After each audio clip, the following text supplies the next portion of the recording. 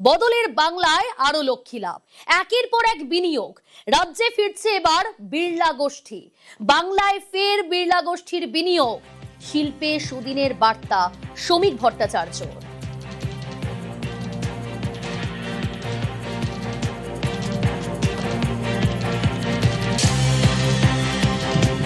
ভারতবর্ষের বিভিন্ন প্রান্তে যারা বড় ব্যবসায়ী আছেন, যারা একসময় বাংলায় ছিলেন, যদি বিড়লার কথাই আমরা বলি, তাদের তো সঙ্গে কলকাতা যে যোগাযোগ বা সেই আবেগটাতে বাইরে তারা এতটা অপমানিত হওয়ার পরেও ভুলতে পারেননি, কারণ এই রাজ্যটাকে তারা নিজেদের রাজ্য বলে মনে করেন।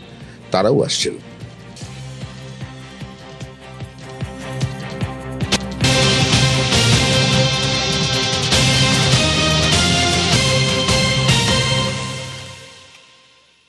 বাংলায় বিনিয়োগ করতে অনেক আগ্রহ প্রকাশ করেছে জানিয়েছেন বিজেপি রাজ্য সভাপতি।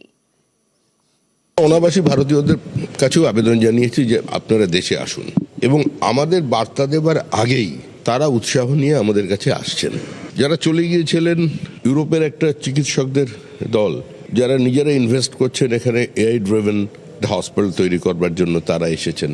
রিভার্স অসমোসিস প্রসেস, মানে যে কোনো হিউমিড ওয়েদার থেকে কি করে জল কালেক্ট করা যায় ইন্ডাস্ট্রিতে, যে টেকনোলজি একমাত্র ইসরায়েলের কাছে আছে, তারাও বিনিয়োগ করবার জন্য পশ্চিমবঙ্গে আসছেন।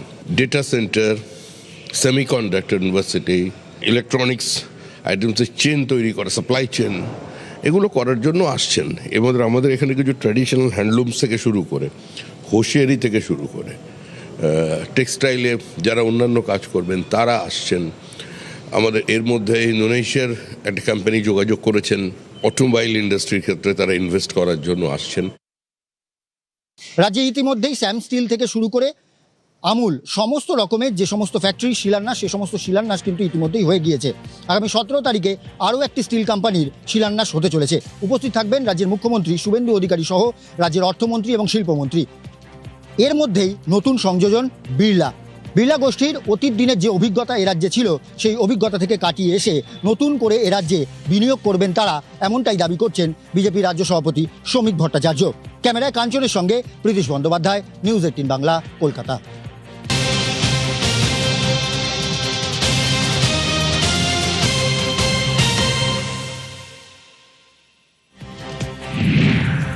বাংলার শিল্পে লক্ষ্মী লাভ, রাজ্যে একের পর এক বিনিয়োগ, আরো বিনিয়োগ। রাজ্যে এবার ইমামি অ্যাগ্রোটেকের বড় বিনিয়োগ। লকেট চট্টোপাধ্যায় তিনি নিজে কথা জানিয়েছেন। সুস্মিতা রয়েছে আমার সঙ্গে। সুস্মিতা, বিজেপি সরকার আসার পর একের পর এক বিনিয়োগ আমরা দেখছি। রাজ্যে শিল্পবান্ধব পরিবেশ যে তৈরি হয়েছে তার সাফল্য হিসেবেই দেখছে সরকারও, তা তো বলার অপেক্ষাই রাখে না। দেখো, বিজেপি ক্ষমতায় আসার আগে তাদের মূল বার্তাই ছিল যে এ রাজ্যে বিজেপি সরকারে আসলে তারা শিল্প বান্ধব পরিবেশ তৈরি করবে এবং ভারী শিল্পের আরও বেশি করে উৎপত্তি ঘটাবে এ রাজ্যে। তাতে সহায়ক হিসাবে বা সহায়তা করবে রাজ্য সরকার, এবং তার একাধিক নজির ইতিমধ্যেই গত 3 মাসে গড়ে ফেলেছে রাজ্য সরকার। এবং তারই আর এক অঙ্গ হিসেবে বা একটি উদাহরণ হিসেবে তৈরি হতে চলেছে ইমামি অ্যাগ্রোটেক। এবং ইমামি অ্যাগ্রোটেক এ রাজ্যে 750 কোটি টাকা বিনিয়োগ করবে, এমনটাই এখনো পর্যন্ত লকেট চট্টোপাধ্যায় তিনি সমাজ মাধ্যমে পোস্ট করে জানিয়েছেন। লকেট চট্টোপাধ্যায় তিনি তার সোশ্যাল মিডিয়া হ্যান্ডেলে পোস্ট করেছেন, সেখানে স্পষ্ট করে লিখছেন যে ইমামি অ্যাগ্রোটেক তাদের উৎপাদন কেন্দ্র হিসেবে এ রাজ্যে আরও একটি প্রতিষ্ঠান খুলছে। সেখানে 750 কোটি টাকা বিনিয়োগ করবে তারা, এবং যাতে 4000-এর বেশি বেকার যুবক যুবতীর কর্মসংস্থান হবে। যে কর্মসংস্থান নিয়ে গত 15 বছরে তৃণমূল কংগ্রেস সরকারের আমলে বেকার যুবক যুবতীরা একাধিক অভিযোগ করেছিল, এবং তার উপরে ভিত্তি করেই সেই বেকারত্বের পরিমাণ কমবে, এমনটাই কথা দিয়েছিল রাজ্যে বিজেপি ক্ষমতায় আসার আগে। এবং ক্ষমতায় আসার পর একের পর এক মৌ স্বাক্ষরিত হয়েছে এবং তার ভিত্তিপ্রস্তর স্থাপন হয়েছে।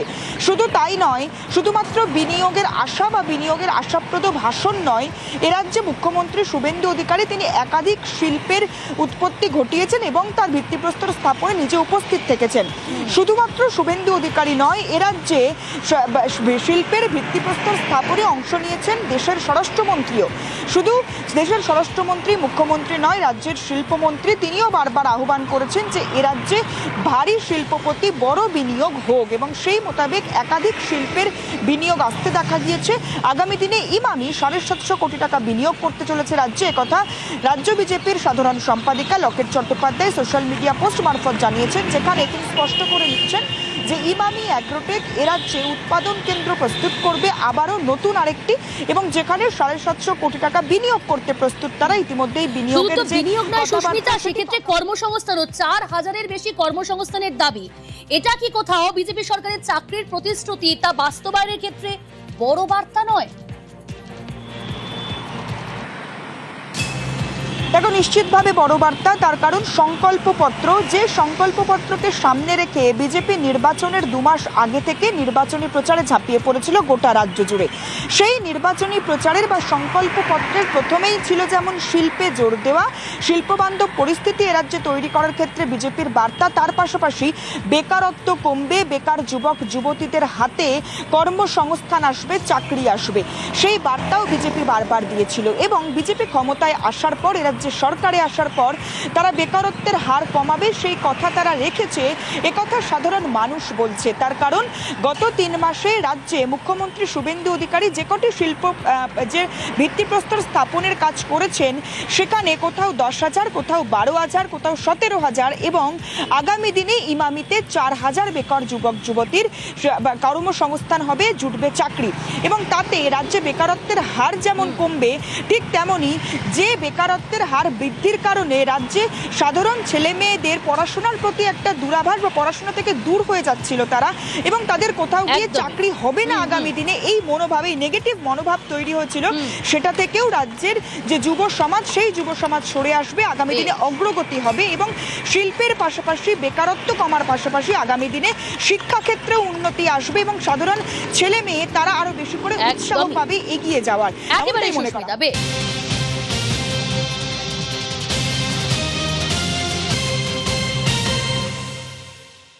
পালাবদলের বাংলায় বিজেপি সরকার প্রথম থেকেই শিল্পকে অগ্রাধিকার দিচ্ছে। শিল্পপতিদের ভয় আউট, ভরসা ইন, এর বার্তা দিচ্ছেন মুখ্যমন্ত্রী শুভেন্দু অধিকারী। देखिए, पहले तो कानून व्यवस्था को ठीक करना चाहिए। जिस तरीके से गुंडागर्दी, सिंडिकेट राज, काटमानी, चांदा वसूली, जिस तरीके से माहौल था उसको तो बदलना चाहिए। पहले बिजनेस फ्रेंडली एनवायरनमेंट होगा, इंडस्ट्री के लिए अच्छा पॉलिसी होगा, सिंगल विंडो सिस्टम होगा, जमीन का व्यवस्था होगा, देखना है, सोचना है, छोड़ के काम करना है, ये नीति होगा, तब तो प्रदेश आगे बढ़ेगा। हम लोग आपको एश्योरेंस दे रहा है 3 महीने में आपको थोड़ा मौसम बदल रहा है, इसका तो थोड़ा सिग्नल भी मिल रहा है, कुछ गुंडागर्दी नहीं होगा यहाँ।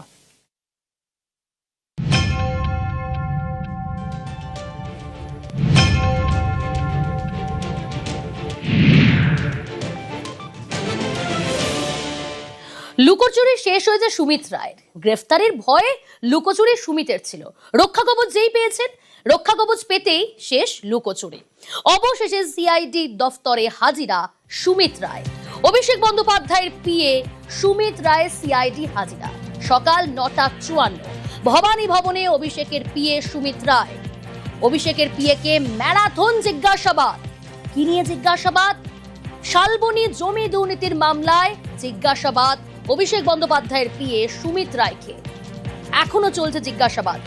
কি ছবি এখনো পর্যন্ত উঠে আসছে, কি জানা যাচ্ছে সিআইডি সূত্রে? রৌনক রয়েছে, আরো ডিটেল জানাবে রৌনক।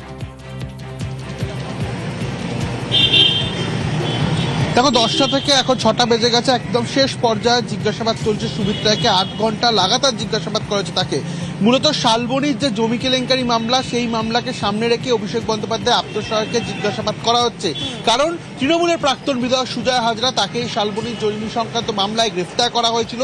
অভিযোগ ছিল সরকারি জমির কাগজ বানিয়ে সেগুলোকে চড়া দামে বাজারে বিক্রি করা হতো, এবং সুজয় হাজরার ব্যাংক অ্যাকাউন্টের লেনদেন খতিয়ে দেখে পুলিশের হাতে আসে সুমিত রায়ের সঙ্গে ব্যাংকিং ট্রানজাকশন ছিল, লক্ষ লক্ষ টাকা সুমিত রায়কে সুজয় হাজরা পাঠিয়েছিলেন। এই বিষয়কে কেন্দ্র করেই কিন্তু শালবনী থানার পুলিশ তদন্তে নামে। পরবর্তীতে সিআইডির তরফকে তদন্তভার দেওয়া হয় এই শালবনী জমি সংক্রান্ত মামলা, এবং গতকালই সুমিত রায়ের বাড়িতে গিয়ে সিআইডির তরফ থেকে নোটিশ সার্ভ করা হয়।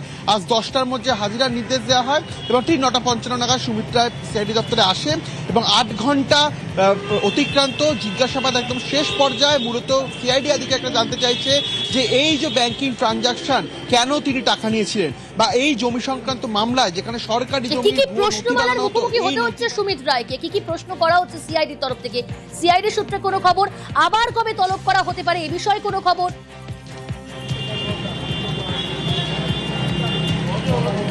দেখো, এখনো পর্যন্ত সিআইডি সূত্রটা জানা যাচ্ছে যে শালবনী জমি সংক্রান্ত মামলাতেই আজকে থেকে জিজ্ঞাসাবাদ করা হচ্ছে। মূলত এই যে সরকারি জমি ভুয়ো নথি বানিয়ে বাজারে চড়া দামে বিক্রি করা হতো, এখানে সুমিতের কি ভূমিকা ছিল, কেন তার অ্যাকাউন্টে লক্ষ লক্ষ টাকা ট্রানজাকশন হয়েছিল, এবং সব থেকে বড় প্রশ্ন তিনি গা ঢাকা কেন দিয়েছিলেন। কারণ এর আগেও তুমি জানবে এসটিএফ এর তরফ থেকে তারকে খোঁজ করা ছিল, পুলিশের তরফ থেকে তার বিরুদ্ধে গ্রেপ্তারি পরোয়ানাও জারি হয়েছিল। সেই জায়গায় দাঁড়িয়ে পুলিশ এবং সিআইডির তরফ থেকে তাকে জিজ্ঞাসাবাদের জন্য বারংবার ডাকা হলে তিনি কেন এড়িয়ে যাচ্ছিলেন, বা এই জমি সংক্রান্ত মামলায়, শালবনীর জমি সংক্রান্ত মামলায় তার যে ভূমিকা তা কিন্তু অত্যন্ত গুরুত্বপূর্ণ যে মামলাটি সামনে এসেছে। কারণ প্রত্যেকটি ট্রানজাকশনই সুমিতের মারফত হতো। সেই জায়গায় দাঁড়িয়ে কিভাবে এই সরকারি জমির ভুয়ো নথি বানিয়ে বাজারে বিক্রি করা হতো, এই বিষয়গুলি জানা হচ্ছে। তার যে বয়ান রেকর্ড, সেই বয়ান নজর রাখুন রৌনক, আরো আপডেট নেব আগামীতে। সুমিতের বিরুদ্ধে একাধিক অভিযোগ, একের পর এক অভিযোগ, এবং আজকে হাজিরা সুমিত রায়। 9:54 থেকে তার জিজ্ঞাসাবাদ চলছে। 9:54 ভবনে এসেছেন, ঘড়ির কাঁটা বলছে 6টা বেজে গিয়েছে, এখনো জিজ্ঞাসাবাদের মুখোমুখি অভিষেক বন্দ্যোপাধ্যায় বিয়ে সুমিত রায়। তো পালিয়ে এতদিন ধরে বেরোচ্ছিল, কারণ অভিষেক ব্যানার্জির এই যে পুরো সাম্রাজ্যের মূল চাবিকাঠি হচ্ছে সুমিত রায়। সুমিত রায় হচ্ছে ডায়মন্ড মডেলের ওরি ব্রেঞ্চের সুমিত রায়। তা সুমিতকে না জেরা করলে কোনো কিছু বেরোবে না। আশা করি যে তদন্তকারী সংস্থাগুলো জেরা করে ভাইপো সাম্রাজ্যের পুরো নথিপত্র উদ্ধার করতে পারবে, এবং কোথায় ও টাকা জমিয়ে রেখেছে, কোথায় কোথায় বিদেশে কোথায় কোথায় কি কি কিনেছে স্টেট, এবং আপনার কি কি ওরা ক্রিমিনাল অ্যাক্টিভিটিস সব কিছুই বেরোবে। সুমিত রায় অভিষেক ব্যানার্জির এই ডায়মন্ড মডেলের ফলে সব থেকে ক্ষতিগ্রস্ত হয়েছে আমাদের এই ডায়মন্ড হাওয়ার বাসীরা। আমার তো এখন ভরসা রয়েছেই, তদন্তকারী সংস্থাগুলো ভরসা রয়েছে। আশা করবো যে এই যে প্যান্ডোরা বাক্সটা যেটা আমি ওপেন করেছিলাম, সেটার ভেতরে কি কি আছে সমস্ত কিছু বেরোবে সুমিত রায়কে জেরা করার পরে। সুমিত রায় যেহেতু ক্যামাক স্ট্রিটের চার্টার্ড মাফিয়ার গোটা অপারেশনটা সুমিত রায়ের থ্রুতেই হতো, বা ধরুন কমিউনিকেশন, অতীতে সুমিত রায়ের সঙ্গে এরম ভাবে কথা বলার সাহস আমারও ছিল না। লাস্ট যে ফোনটা 4 মে পরবর্তী সময়ে ফোন করে বললো যে বস ফোন করতে বলেছে। আমি তখন বলেছিলাম কোন বস? হুগো বস। সুমিত রায় তো কমিউনিকেটর ছিল, বিভিন্ন নির্দেশ তো সুমিত রায়ের মাধ্যমেই আসতো। বা এগরার ওই যে ঠিকাদার, এই যে টুলু মণ্ডল যেহেতু এখন হট টপিক, এগরার ঠিকাদারের যে কথা, মানে টুলু মণ্ডলের বিরুদ্ধে সেই এগরার ঠিকাদার কেন বেশি লাফালাফি করছে, সেই ধমকটাও কিন্তু সুমিত রায়ের থ্রুতেই গেছিল। সুমিত রায় চার্টার্ড মাফিয়ার ম্যান ফ্রাইডে। সুতরাং প্রপার ইনভেস্টিগেশন মানে will lead all roads to রোমের মতো ক্যামাক স্ট্রিট পর্যন্ত সমস্ত রাস্তা নিশ্চিতভাবে পৌঁছবে। মানে সুমিত রায় অবশ্যই জ্যামিতিক নকশার একটা অত্যন্ত গুরুত্বপূর্ণ পয়েন্ট। আরও অনেক পয়েন্ট আছে, কিছু পয়েন্টের ডট কানেক্টেড। এখন সুমিত রায়ের সঙ্গে সেই ডটগুলো কানেক্ট করে আরও ওপরে কানেকশন হলে পুরো জ্যামিতিক নকশাটা বাংলার মানুষের কাছে ক্লিয়ার হয়ে যাবে। কে সুমিত রায়? অভিষেক বন্দ্যোপাধ্যায় ছোটবেলার বন্ধু, রাজনৈতিক জীবনের ছায়া সঙ্গী, তার আত্মসহায়ক। আচ্ছা, সুমিত রায় শুধুই কি জমি জালিয়াতির মামলা তার বিরুদ্ধে, নাকি আরো বড় রহস্যের নাম সুমিত রায়?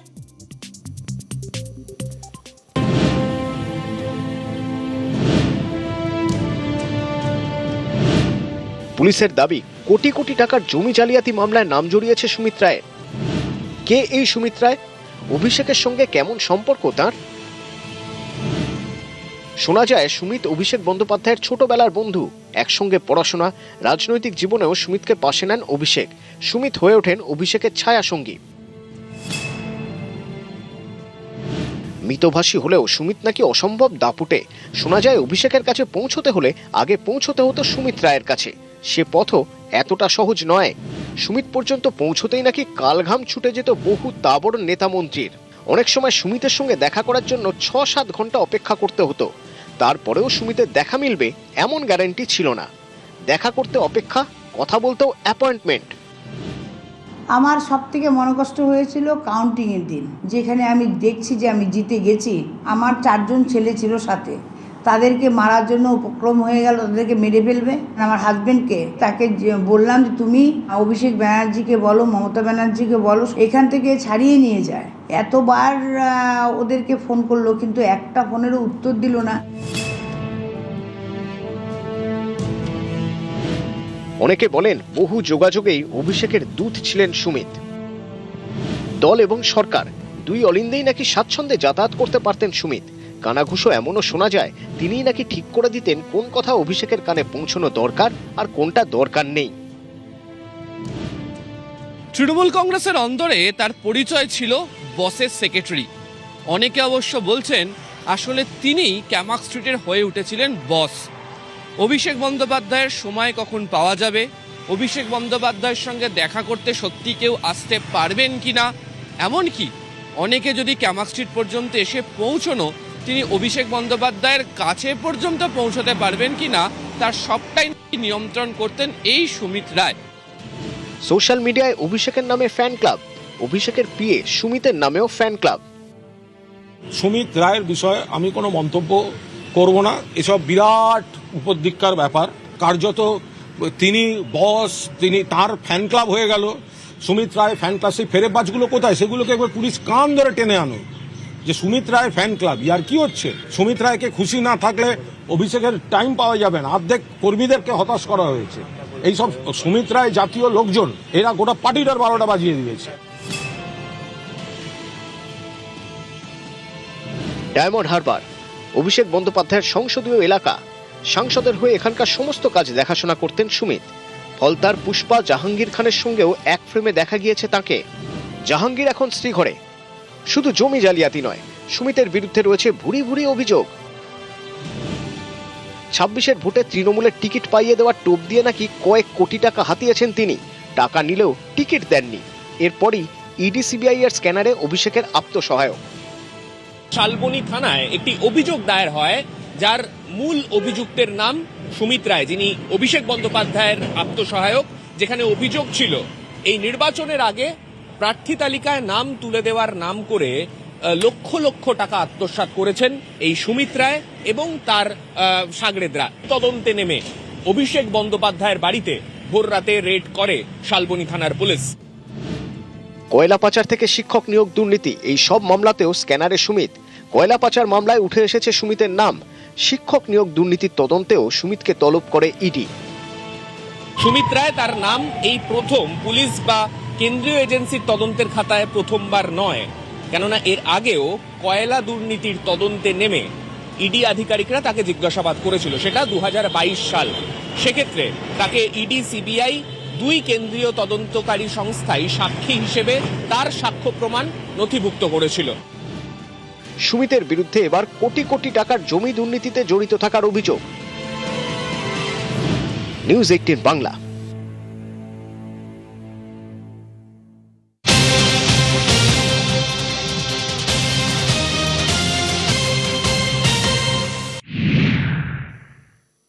একই দিন একই হাসপাতাল আরজি কর নিখোঁজ হয়ে যান 2 রোগী। খোঁজ মিলল একজনের, একজন এখনো বেপাত্তা।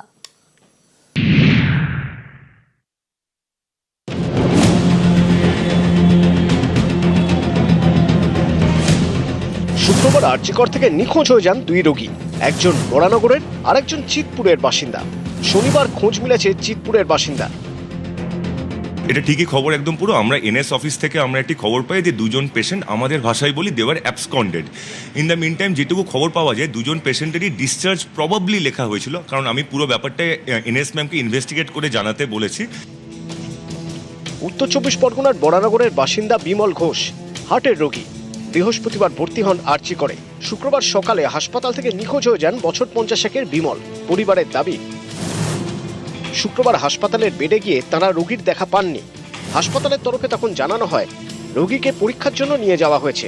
রাতে হাসপাতালের তরফেই কল করে জানানো হয় বিমল ঘোষ নিখোঁজ হয়ে গিয়েছেন।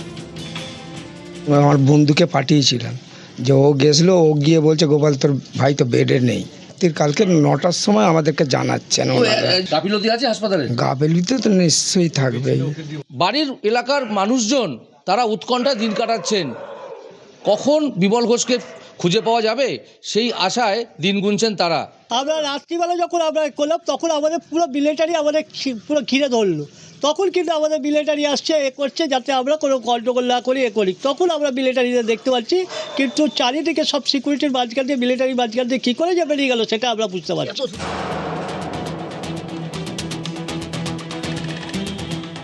চিতপুরের বাসিন্দা দীপান্বিতা রায় আঙুল ভেঙে যাওয়ায় বৃহস্পতিবার ভর্তি হন আরজি করে। শুক্রবার হাসপাতাল থেকে নিখোঁজ হয়ে যান দীপান্বিতা। শনিবার তার খোঁজ মেলে। পরিবারের দাবি, হাসপাতালের পরিবেশ পছন্দ হয়নি দীপান্বিতার, তাই কর্তৃপক্ষকে কিছু না জানিয়েই হাসপাতাল থেকে তিনি বেরিয়ে যান। যে ছুটি ডাক্তারবাবু বলে দিয়েছেন, ছুটি লেখা হয়ে গেছে মানে আমার ছুটি। ছুটিটা হয় হচ্ছে সিস্টারদের বা দিদিদের এন্ড থেকে। অ্যাবসকন্ডিং মানে কিন্তু পুরো দোষটা আমি সবসময় আমার ঘাড়ে নিই ব্যাপারটা, কারণ অ্যাবসকন্ডিং জিনিসটা মানে কি, যে এই যে কমিউনিকেশন গ্যাপটা, তো এটার জন্য কেউ না কেউ তো একটা দায়ী, এবং দায়ীর মধ্যে সবচেয়ে বড় দায়ী যদি হতে হয় সেটা অবভিয়াসলি হসপিটালের সুপার বা এমএসবিপিকে। সে দায়িত্ব আমি নিশ্চয়ই নিচ্ছি, এবং আমরা ভবিষ্যতে দেখছি, আমি ইআরএস এবং সিআইএসএফ স্যারদেরকেও বলেছি যে যখনই কোনো পেশেন্ট বাড়ি যাবে প্লিজ একবার চেক করবেন যেন হাতে যেন ডিসচার্জ সামারিটা থাকে। সুদীপ্ত সেন ও সুবীর দে, নিউজ 18 বাংলা।